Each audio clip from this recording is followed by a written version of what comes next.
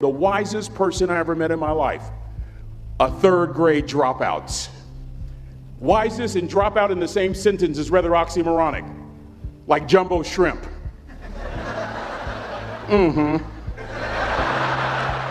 Like fun run, ain't nothing fun about it. Like Microsoft Works, y'all don't hear me. I used to say like country music, but I've lived in Texas so long, I love country music now. I hunt, I fish, I have cowboy boots and cowboy. Y'all, I'm a black neck redneck. Do you hear what I'm saying to you? No longer oxymoronic for me to say country music.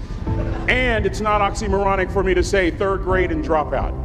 That third grade dropout, the wisest person I ever met in my life, who taught me to combine knowledge and wisdom to make an impact, was my father. A simple cook. Wisest man I ever met in my life. Just a simple cook. Left school in the third grade to help out on the family farm, but just because he left school doesn't mean his education stopped. Mark Twain once said, "I've never allowed my schooling to get in the way of my education." My father taught himself how to read, taught himself how to write, decided in the midst of Jim Crowism, as America was breathing the last gasp of the Civil War, my father decided he was going to stand and be a man. Not a black man, not a brown man, not a white man, but a man. He literally challenged himself to be the best that he could all the days of his life. I have 4 degrees. My brother is a judge. We're not the smartest ones in our family. It's a third grade dropout daddy.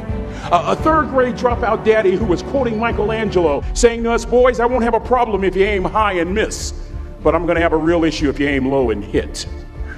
A country mother quoting Henry Ford, saying, "If you think you can or if you think you can't, you're right."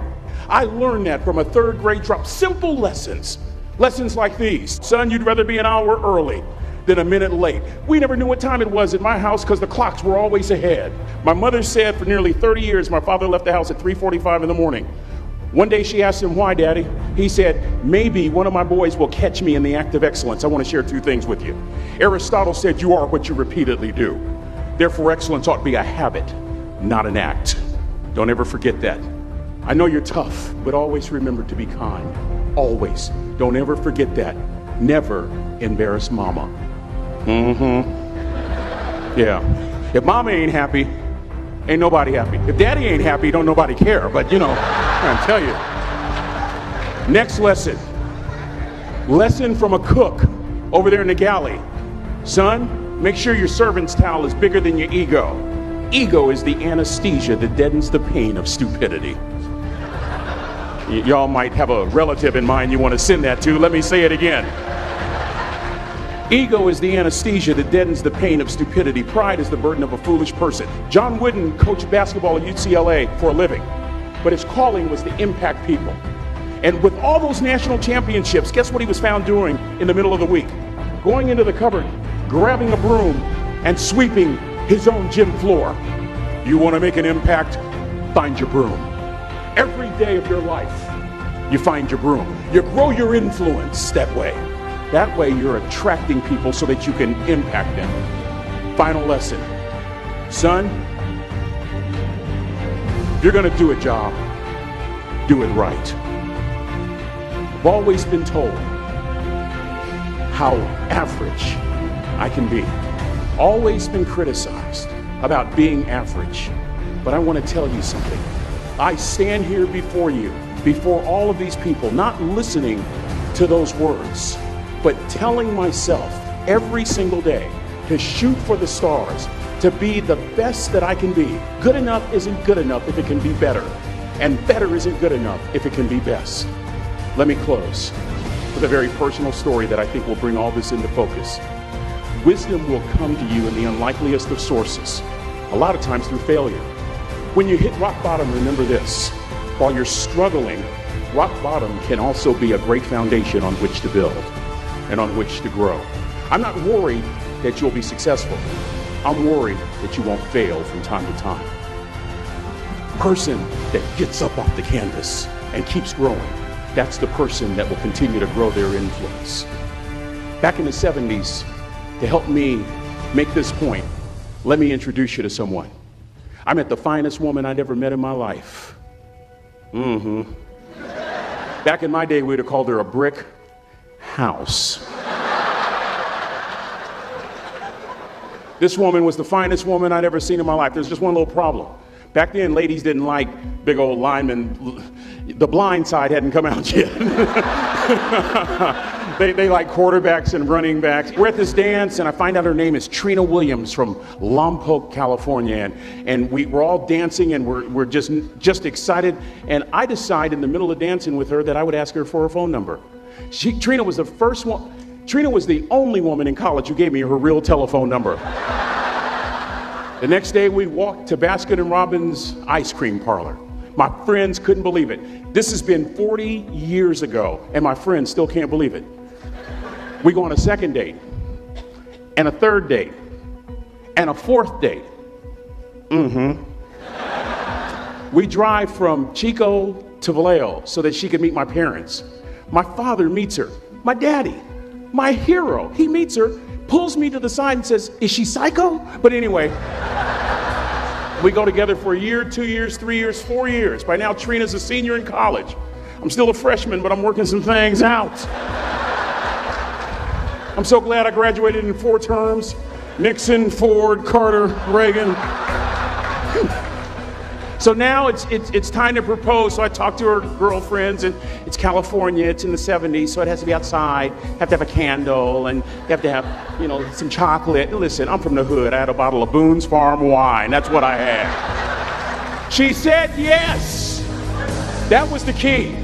I married the most beautiful woman I'd ever seen in my life. Y'all ever been to a wedding, and even before the wedding starts, you hear this?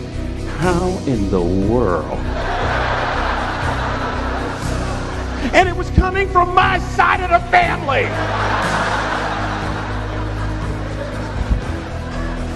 We get married, we have a few children, our lives are great. One day, Trina finds a lump in her left breast. Breast cancer. 6 years after that diagnosis, me and my 2 little boys walked up to Mommy's casket. And for 2 years, my heart didn't beat. If it wasn't for my faith in God, I wouldn't be standing here today. If it wasn't for those 2 little boys, there would have been no reason for which to go on. I was completely lost. That was rock bottom. You know what sustained me? The wisdom of a 3rd grade dropout. The wisdom of a simple cook. We're at the casket. I'd never seen my dad cry.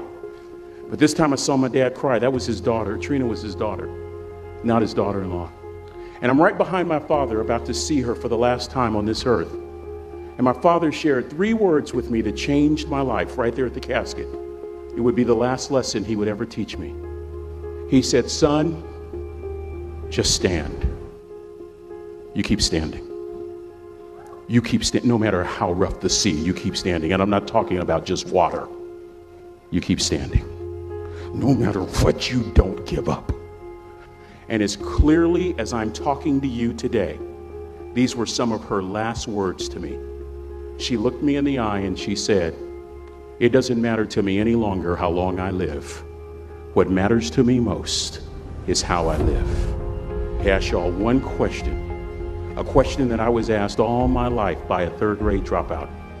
How you living? How you living? Every day, ask yourself that question, how you living? Here's what a cook would suggest you to live this way. That you would not judge, that you would show up early, that you'd be kind, that you'd make sure that that servant's towel is huge and used, that if you're gonna do something, you do it the right way. That cook would tell you this, that it's never wrong to do the right thing, that how you do anything is how you do everything. And in that way, you will grow your influence to make an impact. In that way, you will honor all those who have gone before you, who have invested in you. Look in those unlikeliest places for wisdom. Enhance your life every day by seeking that wisdom and asking yourself every night, how am I living? May God richly bless y'all. Thank you for having me.